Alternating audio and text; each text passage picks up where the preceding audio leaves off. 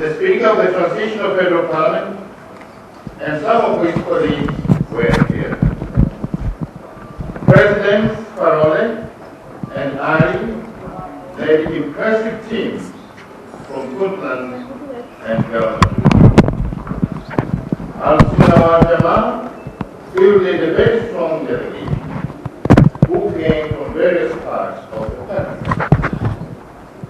And approximately 2,000 stakeholders from the international community observed the proceedings, including regional organizations such as the African Union, the European Union, Mahiga, the League of Arab States, and the Organization of Islamic Congress.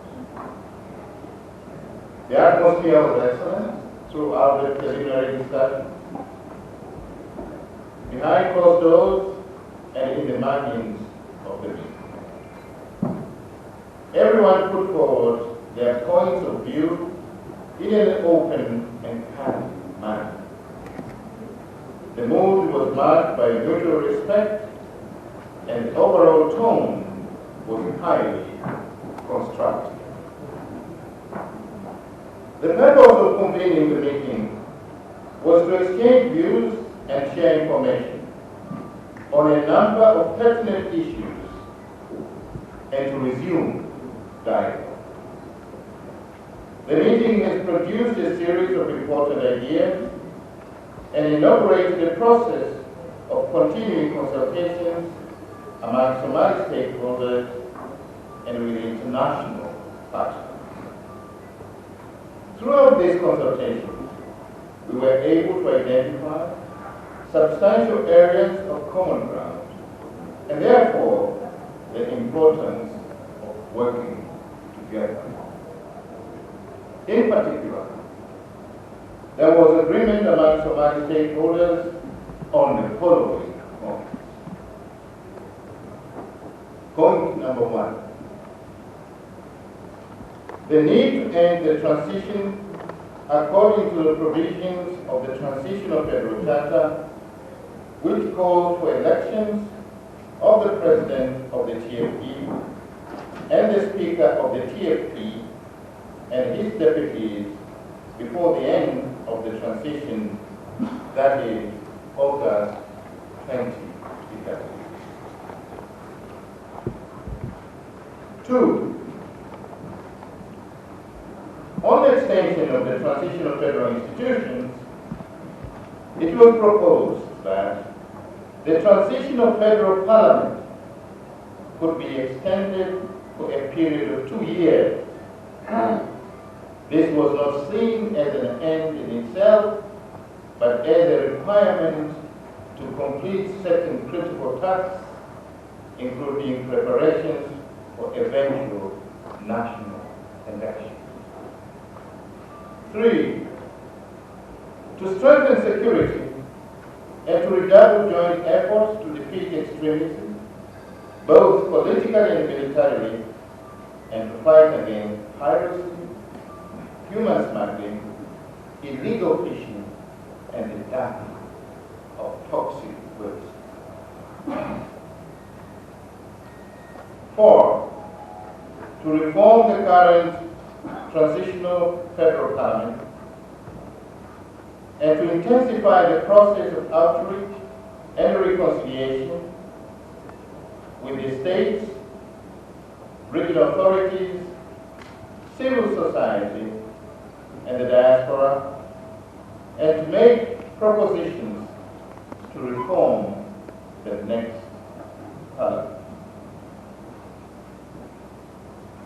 5.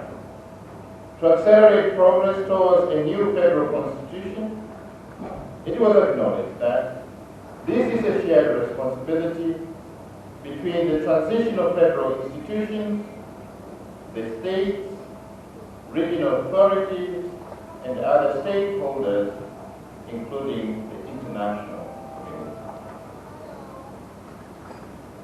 Number 6, previous agreements between the transitional federal government, states, especially Puntland, regional administrations, and al-Sunnah wal Jama'ah should be adhered to and implemented.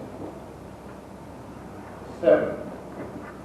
To extend immediate assistance to areas recently recovered from armed groups, including Mogadishu, as well as generally to increase the provision of humanitarian and development assistance at federal, state, regional, and district levels in order to alleviate the current drought and famine. During the meeting, the resident coordinator and humanitarian coordinator emphasized the urgent need for additional humanitarian and development funding. Above all, there was agreement on the need to place Somalia at the center of the process, to act inclusively and in a spirit of partnership. This meeting is the start of the process. The outcome of the meeting will be communicated to the President and the Transitional Federal Government of Somalia and all other stakeholders. We must then continue our efforts to forge widespread agreement on how to end the transition and on how to build peace, prosperity, and security. We should meet again soon. It is proposed that the next meeting should take place in Somalia. And hopefully, next time, with the transitional federal government, which has a vital role in taking forward the peace process. Thank you very much.